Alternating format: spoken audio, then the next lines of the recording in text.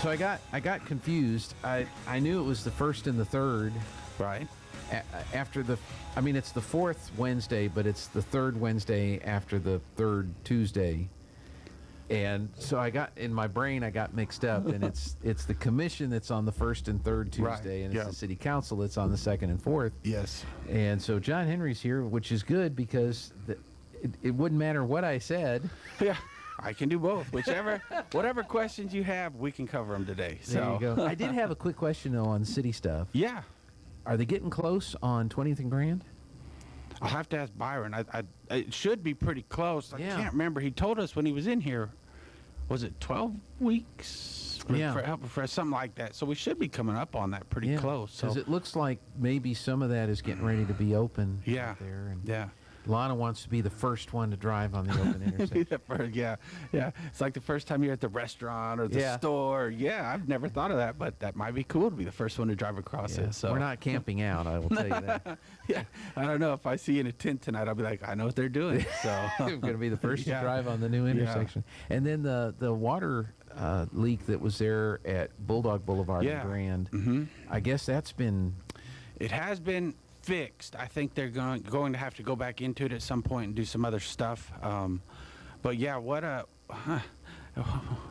perfect storm, right? I mean, you got homecoming, the stadium's full, you got the parade. The next week the school had some meetings, and so it of course had to cause a problem right then. So, but I've got to give huge credit. I mean, the school, Byron and his team is amazing because they were up almost 24. They were pushing a lot of hours, and so folks should appreciate how much time and effort those men and women put into that to get that corrected so we get water back on. I mean, it was a major, I would call it a major event to get that back online, and I hate for the inconvenience to folks, and most folks, I mean, John A. did a great job of calling everyone, checking on them, trying to help them, and most folks were super nice. 99.99% of them were great, gracious, and that just speaks a lot to Artesia. I mean, things happen. We all understand that, and folks understood that, and that was appreciated by them too, because we didn't go break it on purpose.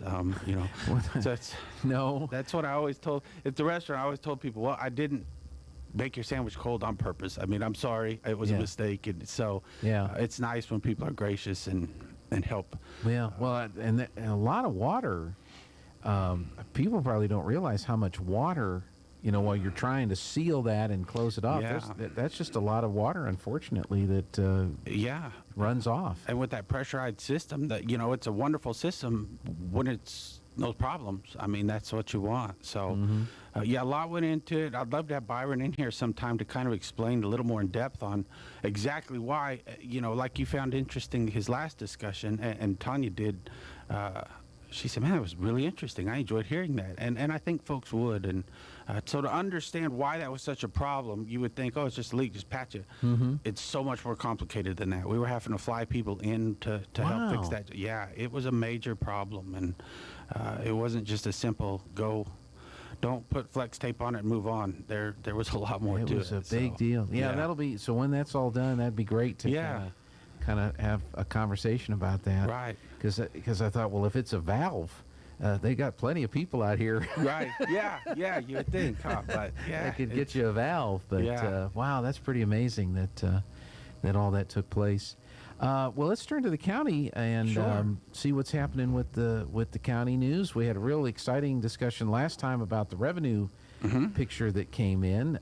What did you guys work on this week? Is the budget process already kind of done? It's already done. That gets done in May. It kind of gets approved, and then it gets the stamp. But sometime in June usually is when DFA puts it there for the city and the county. We do it at the same time, and so our year's a little different compared to normal people's years because we're government.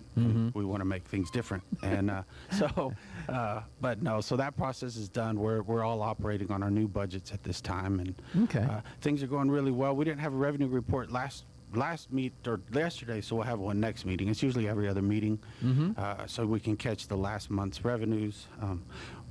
We anticipate still having really high numbers. I didn't yesterday was so crazy. I didn't even look at oil and gas yesterday to see where it ended, but it's still much higher than what most folks are thinking. So well, at least it's not the hundreds. No, but it's going to be interesting to see because Putin apparently was concerned that they're going to lose the war in Ukraine and right. the West is going to invade Russia, and so he was threatening the nukes again. Yeah. And anytime there's any kind of uncertainty in the world like that, especially when you see what the reaction is from some of our people, it can have an interesting effect on the markets too. So right, it did. The one thing I did yesterday is scroll real fast through my stocks, and it looked like they all got shot because everything was red. So I thought, well, I didn't do well today, so I didn't dig into it. I just flipped through them quick and thought, well, that's all I need to see today. Yeah. So, well, the president is supposed to speak at the United Nations today, and I'm sure that'll be the calming effect. So there'll be more red today. So, sorry, it is what it is. So yeah, that's true. But no, we anticipate it. But that's interesting that you're talking about that because we actually, in the commission/mayor role, we had a lot of different things last week, and one of the things we talked a lot about oil and gas in different meetings, and it's fascinating to continue to hear about all this. And you and I have talked about it. Joby and I can't remember if we visited for a second, but with the new cars coming on, the green, all this green that they're talking about, I was able to sit down and listening to CVE and a couple others, folks that really understand the electrical grid, really understand some of that stuff. And I've been saying it a long time, we really have to pay attention to our power.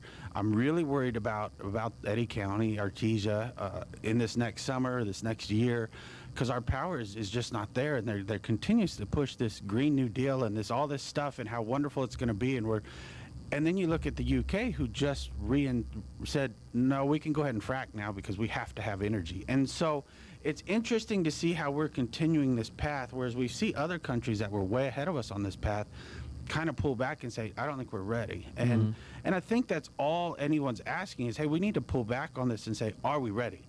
Are we ready to take this step? Because maybe it will be successful at some point. And I know you and I have talked about this of if you push it too fast and it fails, well, now nobody trusts it ever. So you might take something that could be good someday and ruin it because we tried to go too fast. So, this last week we had a lot of those types of meetings, as there were some legislators and senators in town, and it was wonderful to hear all these discussions. But I really enjoyed listening to the experts, the CVEs, Al Davis giving a presentation on oil and gas. It's always fascinating. I learn something every time because it really is becoming a problem. It's fascinating how many folks, and they're not looking for the mayor to fix it or the commissioner to fix it, but, our rates are up, all our bills are higher, and it was interesting to hear why. There's less power. They're trying to buy this, and how it's moving. And I really think those are discussions that people need to understand why. Why is that happening?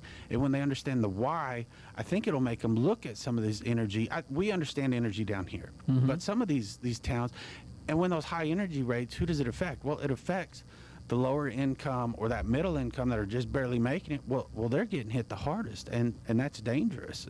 I think it's very dangerous to hit those.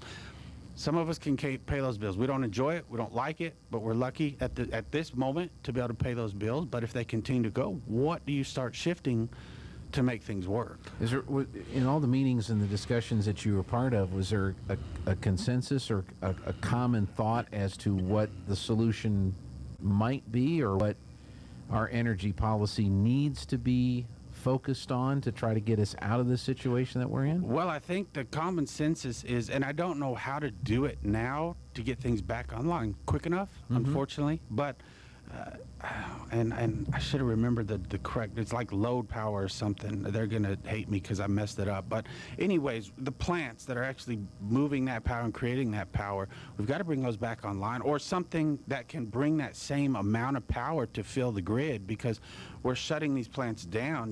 Like I've said a number of times, there's another one up north that when they shut it down, that's less power that's being put onto the grid for us to consume. How are we replacing it? And so I think until we start figuring that out, is it nuclear? Well, a lot of folks say nuclear is an incredibly clean energy. That's a wonderful solution. But then you have the same group saying, not that group, the same group says oil and gas, oh no, that's bad too. Okay, well, all the things that are clean, safe, and kind of proven to work, you're doing away with. You're telling us are bad. And now we need to come online with things that have proven not to necessarily work to the level that you're thinking they're going to need to work. So help us understand, there will come a point where it just doesn't work. Something's broken. You know, you got California telling people, go buy cars. Oh, but don't charge them because we can't afford that power. Okay, well, what are they going to do? I mean, are we just people going to quit going to work? Are they going to quit moving around? I mean, in some parts, LA, that's probably fine. You can walk to the store, walk. Yeah. Here, it's not going to work. You'll get mugged. yeah, probably a bad idea.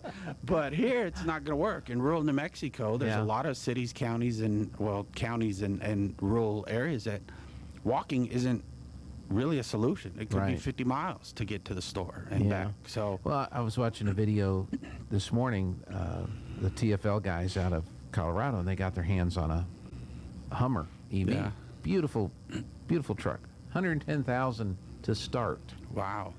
And they took it to a rapid charger, and they added a couple of 100 miles, 250 miles of range in 55 minutes.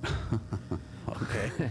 You know, and so in the city, maybe that kind of works, but in the rural areas that we are, I mean, how many people have the time to wait an hour to get to enough energy to get to the next location in a vehicle that starts at $110,000? Yeah. I mean, they're amazing vehicles. Sure. But I don't know that that's the solution just yet. And then if all we're relying on is the wind and the solar to fill the grid with the power that we need to do all that, I think we have a problem with some of that. So. Well, and then there's a lot of other issues that I've never thought about, but, you know, talking to some different fire and different things like that, when those things catch on fire, they're almost impossible to put out. I mean, it's feasible, but they said the amount of water you have to dump on that kind of stuff is incredible to get them to finally extinguish. So, you know, when it's a car, is that a big problem? As long as the folks are out, okay, probably not. I mean, you don't want it to sit there and burn because you got all this other. I mean, I'm sure the smoke going up off those lithium batteries is environmentally friendly, but you're not going to have the resources to really put that out. And so, a car is one thing, but if we're going to move a lot of homes to those deals, what does that really bring into it? How is that something that can be extinguished? So now that, when I was in that discussion, it brought me more questions that I would like to go ask some folks that know what they're talking about. Okay, when we have these big batteries and that it's in the garage or wherever they put them, how do we put it out? Or is it feasible, or are we going to lose a house? Or, you know, they're saying they burn way faster and hotter. Okay, so what does that create? I mean, there's all these things that nobody really talks about. Oh, it's just a good idea. Okay, well, how are we mitigating all these other things that are going to pop up? Because cities and counties are going to have to be ready for that. If that is what you're going to want, which obviously is our governor and California, and there's a couple others, are pushing that. Okay, what apparatuses do we need? Does foam work? So now we need new stuff. And a lot of cities, they're not going to be able to do that. So there's just so much more that cities and counties are going to have to start thinking about when the further we get into this, as to, okay, well, now we're doing this affects this, and there's always an effect, and we need to make sure we're ready for that as well. So from a county standpoint, you have fire services. Absolutely. And so that's a whole nother level of training. That's a whole nother level of equipment. Sure. That the county is going to have to obtain, and cities are going to have to do the same thing. With their firefighting apparatus. So it's right. You know, a politician can say, I was so happy when I drove to Washington because I passed all the gas stations. Yeah. That's fine. That's one piece of the puzzle, but what about all of the emergency personnel, the rescue personnel, everybody that all along that route that you drove that had to be ready in the event that you had an accident with your electric vehicle, that they now have to be prepared to deal with that. It's not that cars aren't immune from having accidents or causing grass fires or things like that, but they're a lot safer now, and most of our law enforcement and emergency personnel have training and materials to handle those things. So, well, then you look at, I think it's Connecticut, they had a bunch of buses, electric buses on that, and they pulled them off. I don't know if they put them back yet or not, but I was reading this story that they've pulled them off because they were catching on fire. They were parked and catching on fire. Okay, so because they're getting hot, all those farms, well, down here you have heat, you have cold. So the heat and the cold, how's that going to, there's just a lot more to it. So they were very interesting, but people can ask, well, you're supposed to be talking about the county. What does this have to do? It has a lot to do with the county. I mean, these are the kind of things that we have to think about on a regular basis of, okay, if they're going this way, we're in meetings where they're listening, which was wonderful. It was a really great meeting, and really great presenters to present good information, nobody's trying to be aggressive. It was really good both ways, and I appreciated that because they did have great questions back of, well, how does that work? And I think that's what, as elected officials, that's what we should be asking, right? I think the first elected official that knows everyone should be everything should be unelected, because then they know nothing. Yeah. I mean, you want to surround yourself with the folks that absolutely can help you understand the grid, help you understand oil and gas, and should help you truly understand the green energy. I mean, when we're calling it green, I've always argued it's not. I mean, that lithium battery's got to be mined. That lithium battery's got to go somewhere when it's dead. I mean, so it's not an apples to apples comparisons right now, and it should be. So these are things that, it was interesting last week. There was a lot of those discussions, but those are things, folks, we need to think about. The public needs to be aware. I mean, be conscious of that and understand it. The power company's not, I don't think, raising rates just because. There's reasons behind it, and it's good to find those and ask questions so they can explain it. And well, it was part of the discussion on why is the natural gas price so high? Because for a long time, natural gas was like, let's just burn it off. Yeah. But now because we've turned off so many of the other sources of generation, natural gas is what's left, and so natural market economics dictate that the pricing structure changes, and so that's amazing, and it affects the county too, because the county has trucks, the county has law enforcement personnel that have vehicles, and those vehicles require fuel. I mean, what kind of I'm sure you put this in the budget, but what kind of an impact has this had on the county budgets? Right. All these price increases. I mean, you have courthouses and jails to heat and cool, and office buildings to have to heat and cool. So I mean, the county's not immune from what everybody else is having to deal with. Well, and that's it. So local governments at never immune. It feels like the federal and the state levels, not just our state, across the board, federal and state, they can't run out of money, right? It feels like they can do whatever they want and just things. Well, locals and counties, it's not as convenient for us. We actually have to have a budget and live within the budget. And so you're right. As costs increase, if cities and counties don't start figuring out how to increase their GRTs, how to increase their property taxes by growth, and when I say increase, I don't mean adding a new tax. I mean, how do we create more business in our cities or counties? And so, a lot of cities and counties are really having to look, and some of them do not have. We're so very lucky in Eddy County to have the oil and gas industry, to have the ag industry, to have the pecan. We've got all these extra industries, but oil and gas is driving a huge part of that. These other counties have very little of anything going on in their county. So as their costs are going up, I'm sure it's becoming a major burden in those counties, because you just don't have, we can go grab it usually, if there's oil's down, even when oil's down, we're probably a tenfold better than our most. county, there hasn't been any, like the sheriff's department hasn't reduced any of their patrols or any of their things like that, and the road work and all the other things that the county does. No, we haven't slowed down on anything. We are full force. I mean, we don't have time to slow down. We've got a lot of ground to catch up on, and that's something we'll visit about here in a second, some other things, but no, county has no time to slow down. It's all right. Well, we're going to slow down for just a second. Gotcha. And take a break for some news. We have County Commissioner John Henry with us, and we'll be back. We've got news,